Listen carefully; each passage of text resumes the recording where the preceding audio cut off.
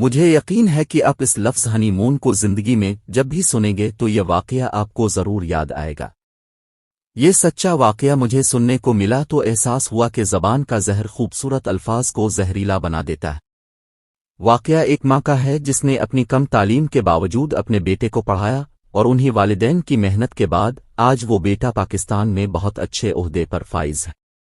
موصوف کو یونیورسٹی میں ہی ایک لڑکی اتنی پسند آئی کہ والدین کے منع کرنے کے باوجود اس نے والدین کو شادی کے لیے راضی کر ہی لیا۔ ظاہر سی بات ہے یہ حق تو مذہب بھی دیتا ہے، لیکن قرآن پاک میں کافی مقامات پر اللہ نے اپنے حق کے بعد والدین کا حق ادا کرنے کا حکم دیا ہے۔ شاید یہ حکم اس کی نظروں سے اوجھل ہو گیا ہو۔ شادی کے بعد موصوف اتنے مصروف ہوئے کہ والدین سے ملنے میں وقفے بڑھتے گئے۔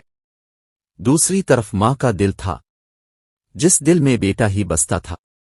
ایک دن بیٹھے بیٹھے اچانک شوہر سے فرمائش کرنے لگی کہ بیٹے کی یاد ستا رہی ہے، اس کے پاس لاہور لے چلو۔ میاں نے عقلمندی کا مظاہرہ کیا اور بیوی کو بہت سمجھایا، مگر ماں تھی جیت گئی۔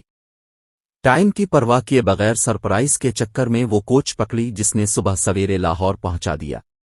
وہاں سے دونوں میاں بیوی نے ٹیکسی لی، حالانکہ اگر بیٹے کو فون کرتی تو وہ ڈرائیور بھیج ہی دیتا، مگر ماں کے آگے کسی کی نہیں چلتی اور ٹیکسی نے کچھ ہی دیر بعد یونیورسٹی کے گیٹ پر پہنچا دیا۔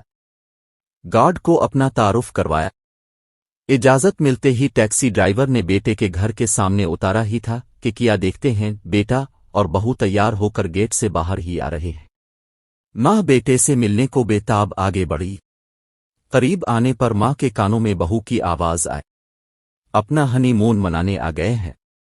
مگر بیٹے نے آگے بڑھ کر ماں باپ دونوں کو وہیں لان میں موجود لوہے کی کرسیوں پر نہ صرف بٹھایا بلکہ گھر میں ملازموں کے باوجود حاتم تائی کی سخاوت کا مظاہرہ کرتے ہوئے دونوں کو ناشتے اور واپسی کی ٹکٹس کے پیسے بھی اس معذرت کے ساتھ دیے کہ میں ایک سیمینار اٹینڈ کرنے جا رہا ہوں، آپ لوگ اڈے سے ناشتہ کر کے واپس بہاولپور چلے جائیں۔ ماں باپ پیسے لینے سے معذرت کرتے ہوئے واپس آ گئے۔ اس واقعے کے کچھ عرصے بعد ہی ماں کا انتقال ہارٹ اٹیک کی وجہ سے ہو گیا۔ مر تو وہ اس دن ہی گئی تھی شاید۔ یہ مائیں بھی عجیب ہوتی ہیں، چھوٹی چھوٹی سی باتیں دل پہ لے لیتی ہیں۔